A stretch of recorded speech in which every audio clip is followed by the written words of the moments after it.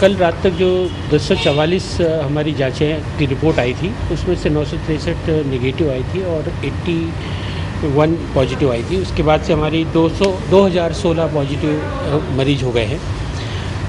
कुल मिला के हम अभी तक 926 लोगों को हम डिस्चार्ज कर चुके हैं और डिस्चार्ज का हमारा रेशियो जो निरंतर बढ़ता जा रहा है और हमारे डिस्चार्ज का यानी कि रिकवरी रेट 48% पर पहुंच चुकी है, जो कि देश में सर्वाधिक में से एक है।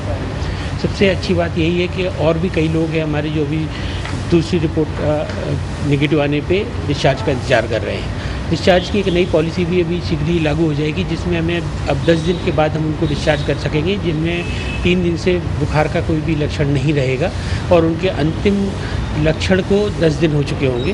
तो अब हमारे डिस्चार्ज की जल्दी भी कर पाएंगे और मरीज शीघ्र ही घर भी जा पाएंगे। देखिए, अभी हमने अपने सर्वे का क्षेत्र बढ़ाते जा रहे हैं, इसलिए निश्चित तौर पे कुछ क्षेत्र हमें नए मिल रहे हैं और वो कोई बहुत बड़ी चुनौती की बात नहीं है, क्योंकि पूरे शहर का हमने सर्वे करने का प्लान किया हुआ है।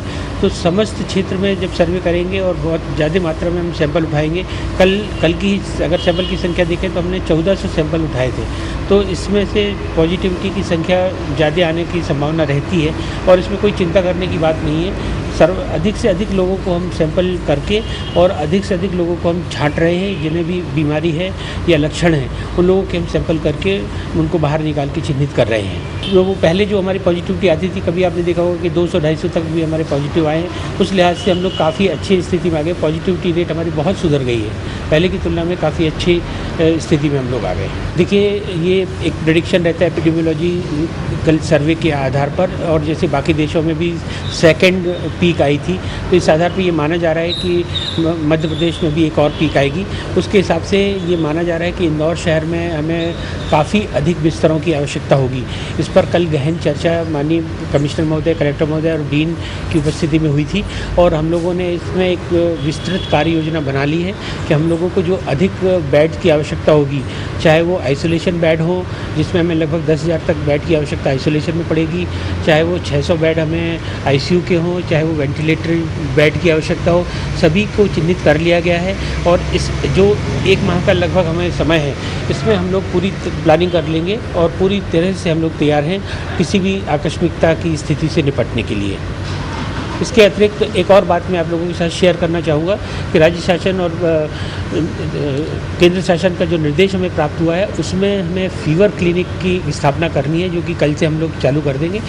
समस्त झोन में, यानी कि नगर निगम की जो झोन है उसके हिसाब से हम लोगों ने इसको बांटा है और जितने भी हमारे शासकीय बड़े संस्थान हैं, जैसे पीसी सिटी, हुकुमचंद, मल्हारगंज, नंदानगर, मांगीलाल चूरिया, इधर इस तरफ भंवरकुआं या मूसाखेड़ी, इस तरह की जगह पे हम लोग फीवर क्लिनिक बनाएंगे। वहाँ पे एक ट्राइजिंग की व्यवस्था रहेगी।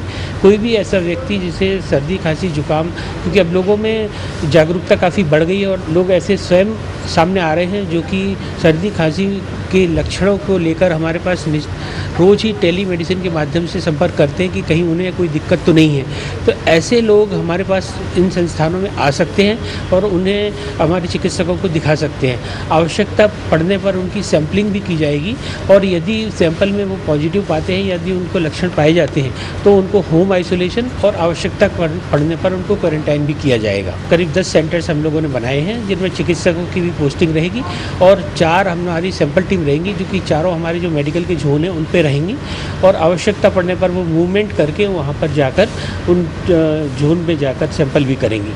इसके अतिरिक्त एक और हम लोग टीकाकरण, जो कि विगत 2 महीनों से बाधित था, वो भी शीघ्र ही प्रारंभ करने जा रहे हैं और संभवतः कल से वो प्रारंभ हो जाएगा।